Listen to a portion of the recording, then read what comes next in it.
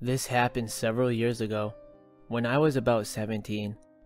I had just gotten my first job at a local pizza joint and sailed by the first few months without incident. One particular night, I was closing shop with my manager, who I'll refer to as Evelyn. She and I were getting close to finishing up, and one of my last tasks was to take out the trash and old used pizza boxes to the dumpster. I got what I could and I stepped out the back door, making my way to the dumpster at the opposite end of the back parking lot, when I got an odd vibe from just standing out there. When I approached the dumpster, I heard a tiny bit of rustling and something moving further back behind the dumpster, as if attempting to stay hidden. I get spooked easy, so I called to Evelyn while backing away. When my voice resonated in the lot, a tall, thin man springs from behind the dumpster and hauls ass in the opposite direction. I scream and I run as fast as I can back into the restaurant.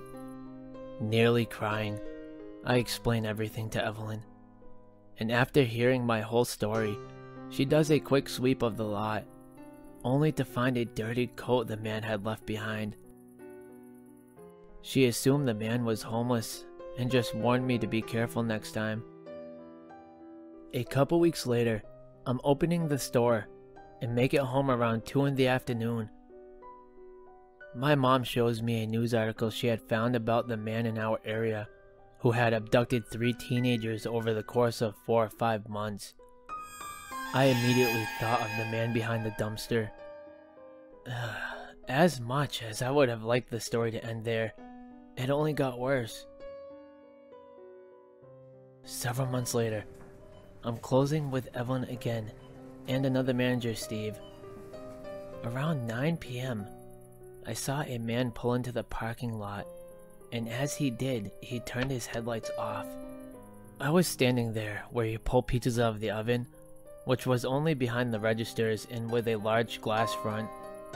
I was clearly able to see the man as he slowly pulled in.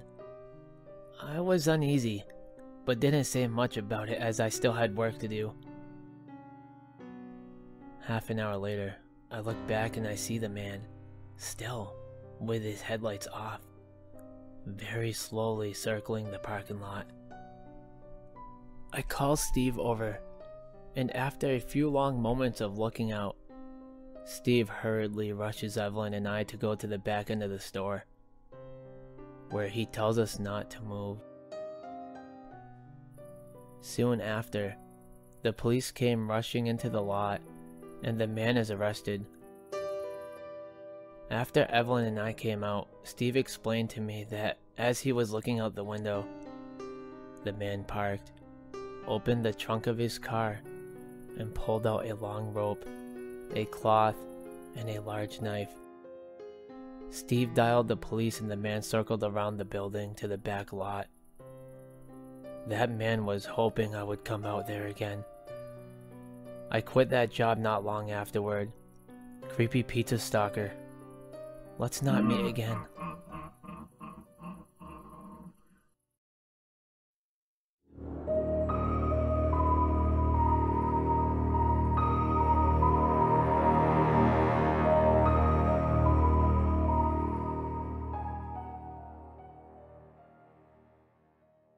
My brother and I were always close. He was extremely shy. He never invited over friends, and he always stayed in our room. Growing up, our parents were dirt poor. After 3rd grade, we moved into a basement my parents rented.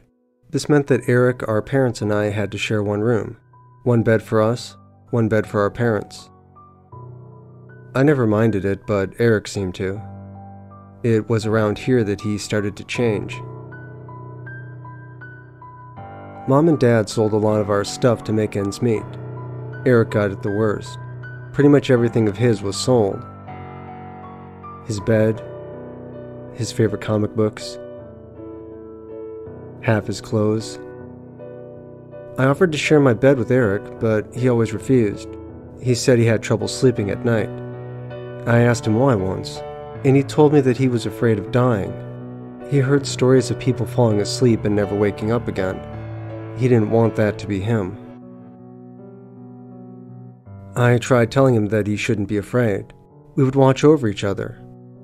He would always refuse. "I'll watch over you," he insisted. I would argue, but I was never able to stay awake long enough for him to fall asleep. I felt bad for him. We weren't in any of the same classes. He never spoke to either of our parents and wouldn't meet any of my friends. He said he only cared about me. "We're brothers," he explained. "I just want to hang out with you." It all changed when we graduated. I got accepted into our state school, while Eric didn't even bother applying. It was then that I realized Eric wasn't the same brother I grew up with. Instead of trying to get out of poverty, he was going to rot away at home. I told him he was going to end up like our parents. He didn't respond, only watched as I loaded my truck and drove away. I really regret it. I shouldn't have said that to Eric, and I plan on making it up to him. Now that the semester ended, we can finally get back in touch. I bought all of his favorite things. His favorite movies, his favorite CDs. I even managed to hunt down copies of the old comics Mom and Dad sold. As soon as I got home, I noticed something was off.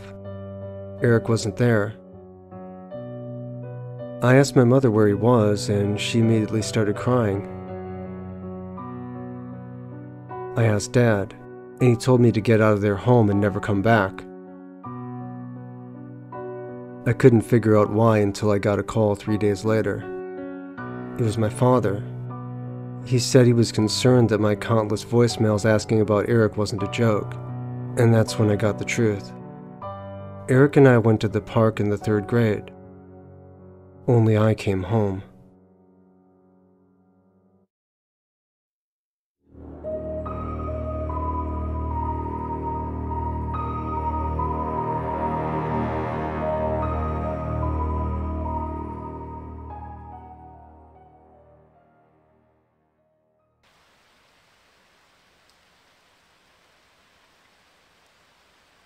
I had to close the window to stop my long hair from whipping in my face and obstructing my sight.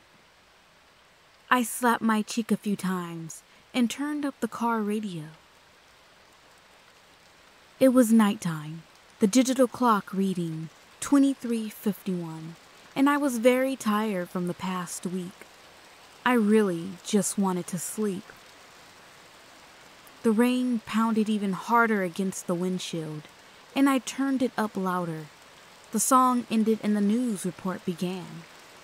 Police are warning all drivers, especially female, to be careful whilst on the roads tonight, and to not stop for anyone. So far this week, there have been 4 murders by the roadside. All victims have been female. There's been a vague description released by the police, which was described by a passing witness of the most recent murder. The suspect is a middle-aged white male, roughly 5'6", and wearing a dark overcoat with a large hood.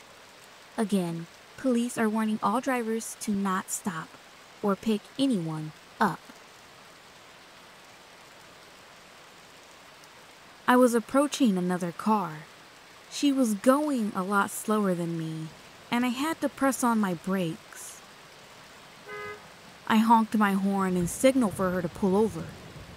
She did. I got out of the car, into the pouring rain, and instantly regretted wearing a skirt today. "Hi there," I said. "I'm sorry if I alarmed you. I just noticed that your back wheel, the right one, it's wobbling a little." "Oh, really?" she said, looking slightly spooked. "Yeah, it is." I didn't notice her baby in the passenger seat until it started stirring and crying. The woman turned and gently shushed her baby. "Do you want me to tighten it up for you?" I asked. She turned back to face me, still looking spooked and slightly terrified. Have you heard the news tonight? About stopping on the road?" "Yeah, but I could see in my mirror that you're a woman, so... Well, I'm very glad you stopped, or you wouldn't have known about your will, and you wouldn't want to hurt your baby, would you? Her eyes widened at my comment. The emotion was hard to read. Anger, surprise, disgust, sadness? It was hard to tell. I can fix your will for you if you want, I repeated, hoping she would just say yes so I can finally get out the rain. Well... Yeah, that'd be great. Thank you. She quickly closed her window. She was a weird one, but pretty. I proceeded back to the car and retrieved the tire iron from the back. I opened the passenger side door and woke up my husband. Honey. I had to shake him. He was just as tired as I was. Honey, it's time. Wake up. He grabbed the tire iron from me and flicked up the large hood to his coat. There's a baby, too, I told him as I climbed back in and stole the passenger seat. It was finally my turn to sleep.